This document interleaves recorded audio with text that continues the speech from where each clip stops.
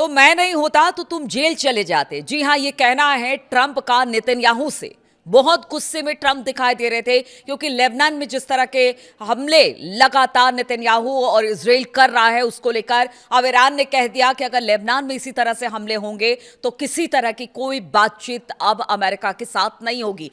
नमस्कार, मैं हूं नीलू। क्योंकि ये बड़ी खबर आ रही है और इसको बताना बहुत जरूरी है। पीछे काफी दिनों में हमने देखा सीज फायर हो गया ईरान अमेरिका के बीच में, लेकिन लेबनान में सबसे ज्यादा स्ट्राइक हो रहे हैं इजराइल की तरफ से। लगातार उनकी धरती को कब्जा लेबनान की आगे बढ़ती हुई जो इजरायली सेना है वो आगे बढ़ रही है और धीरे धीरे करके लेबनान की धरती पर वो कब्जा करती चली जा रही है। और इसी वजह से ईरान ने कह दिया कि अगर लेबनान में इसी तरह से हमले होते रहे तो फिर बातचीत नहीं होगी। अमेरिकी राष्ट्रपति डोनाल्ड ट्रंप ने इजराइल और हिजबुल्लाह के बीच नए सिरे से युद्ध विराम का अब इसके बाद ऐलान कर दिया गया। तमाम फटकार के बाद कहा यह जा रहा है कि नेतन्याहू पर फोन से ट्रंप की बातचीत हुई और उसके बाद जिस तरह से अमेरिकी अखबारों का भी दावा है कि कुछ अपशब्द भी कहे हैं शायद डोनाल्ड ट्रंप ने, क्योंकि जिस तरह की हरकतें लगातार इजराइल कर रहा है लेबनान में इस वक्त, गजा को छोड़ दीजिए, ईरान को छोड़ दीजिए, बाकी जगहों को छोड़ दीजिए,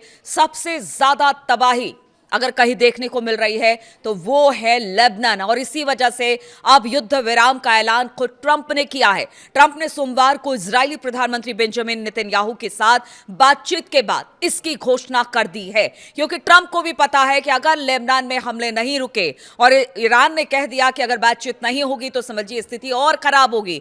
और बात यह भी हो रही है कि अगर हूती ने एक और रास्ता है उसका भी जिक्र करेंगे, स्ट्रेट ऑफ हॉर्मुज पहले से बंद है, अगर एक और रास्ते बंद कर दिया गया तो फिर दुनिया भर में हाहाकार मच जाएगा। वो रास्ता क्या है उस पर भी बातचीत करेंगे। तो इजराइल की इस बात पर अब सहमत हो गया है कि बेरूत में कोई भी सैनिक नहीं जाएगा। बदले में हिजबुल्लाह ने भी कहा है कि गोलीबारी पूरी तरह से बंद कर दी जाएगी, क्योंकि नेतन्याहू का कहना था कि हिजबुल्लाह की तरफ से हमला हो रहा है और इसी हमले के जवाब में इजराइल है वो हमला कर रहा है। लेकिन अब दोनों तरफ से ट्रंप ने कहा है कि युद्ध विराम हो गया है, हमने हिजबुल्लाह से भी बात कर ली है और हमने नेतन्याहू से भी बात कर ली है।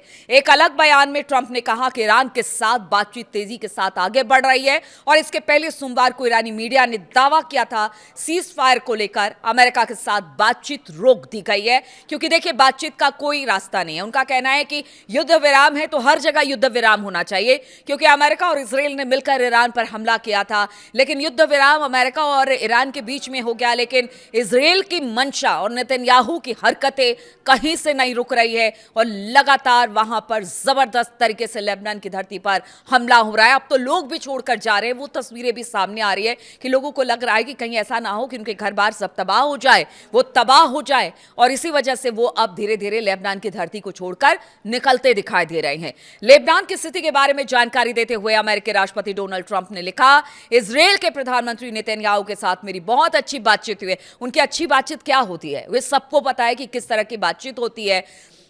अब जिस तरह से अमेरिकी मीडिया और अमेरिकी अखबार बता रहे हैं कि कुछ अपशब्दों का इस्तेमाल किया गया, यहां तक कहा गया कि अगर मैं नहीं होता तो तुम जेल चले जाते, तो बातचीत कैसी हुई होगी। यानी अमेरिका को भी पता है कि अगर ईरान यहां से बातचीत में पीछे हटा, जो हमारे साथ शांति वार्ता चल रही है, अगर उसमें पीछे हटा तो ये युद्ध लंबा खिंचेगा और इसके गुनहगार होंगे ट्रंप और अमेरिका। इसीलिए ट्रंप नहीं चाहते कि बातचीत किसी तरह से डिरेल हो, बातचीत जारी रहे। और इसी वजह से उन्होंने कहा कि मेरी अच्छी बातचीत नेतन्याहू से हुई है और कोई भी सैनिक बेरूत अब नहीं जाएगा। बेरूत में ज़बरदस्त हमले हुए हैं, बहुत सारे लोग मारे गए हैं, लोगों के घर बार टूट गए हैं, ज़बरदस्त बमबारी यहाँ पर देखने को मिली है। इजराइल की तरफ से यहाँ पर हवाई हमले हुए हैं और वो तस्वीरें लगातार सामने भी आ रही हैं। सैनिक रास्ते में है, ट्रंप का कहना है कि अगर इजरायली सैनिक रास्ते में हैं तो वो तुरंत वापस आ जाए, यानी कि उनको तुरंत वापस बुला लिया जाएगा। मतलब आप सोचिए कि नेतन्याहू की तरफ से जो बातचीत हुई है ट्रंप बता रहे हैं कि ये सारी बातचीत हो गई है और इन बातों पर सहमति बन गई है। अब ऐसे में ट्रंप अगर कह रहे हैं कि जो सैनिक रास्ते में जो आगे बढ़ रहे थे लेबनान की तरफ कब्जा करने के लिए जमीनों पर, हमने देखा है कि किस तरह से पीछे हुआ, अब वो सब वापस आएंगे। और इसी तरह उच्च पद वाले प्रतिनिधियों के जरिए मेरी हिजबुल्लाह के साथ भी ट्रंप का कहना है कि बहुत अच्छी बातचीत हुई है और इस बात पर सहमत हुए हैं कि सारी गोलीबारी बंद हो जाएगी, यानी इजराइल उन पर हमला नहीं करेगा और वो इजराइल पर, यानी कि हिजबुल्लाह इजराइल पर हमला नहीं करेगा। अमेरिकी राष्ट्रपति डोनाल्ड ट्रंप ने कहा कि युद्ध विराम को आगे बढ़ाने और तनाव खत्म करने के लिए ईरान के साथ बातचीत जारी रहेगी और ये जारी रहनी भी चाहिए। ट्रंप को भी पता है, वरना बहुत दिक्कत ट्रंप के लिए भी हो जाएगी। खैर देखिए आगे क्या होगा, राष्ट्रपति बनेंगे नहीं बनेंगे, क्या होगा, मिड टर्म में क्या होगा, नहीं पता कुछ भी।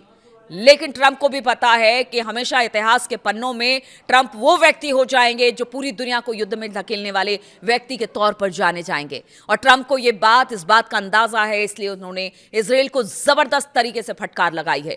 ट्रंप ने ट्रुथ सोशल पर लिखा, इस्लामिक रिपब्लिक ऑफ ईरान के साथ बातचीत तेजी से आगे बढ़ रही है।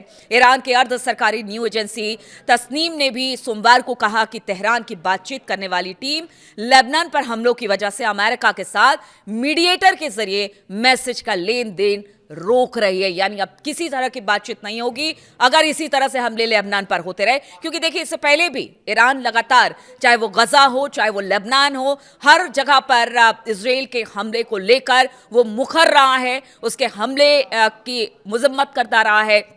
और अब देखिए इस तरह की बातें अब ईरान की तरफ से कह दी गई तो ट्रंप को लगा कि कहीं ऐसा ना हो कि बातचीत खत्म हो जाए।